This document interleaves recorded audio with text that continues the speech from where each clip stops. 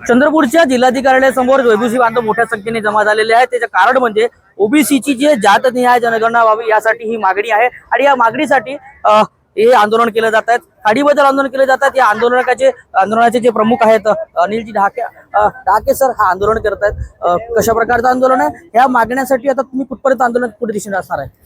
बघा, आज आम्ही थाळी बजाव आंदोलनाच्या माध्यमातून सरकारला इशारा दिलेला आहे की जी जनगणना सुरू आहे त्यामध्ये ओबीसीचा कलम टाका आणि नंतर जनगणना करा।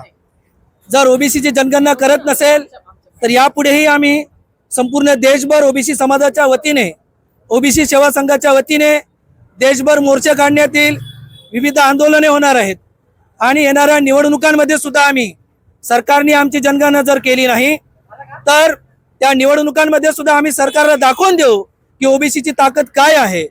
कारण ओबीसी समाजाची वारंवार फसवणूक होते आहेत। या देशामध्ये जनावरांची गिनती होते आहेत, प्राण्याची गिनती होते आहेत, परंतु ओबीसीची गिनती होत नाही। हा प्रचंड असंतोष आज ओबीसी समाजामध्ये आहे आणि म्हणून सरकारला इशारा आहे, तुम्ही आम्हाला मोजलं नाही तर निवडणुकीत पुढच्या आम्ही तुम्हाला मोजणार नाही।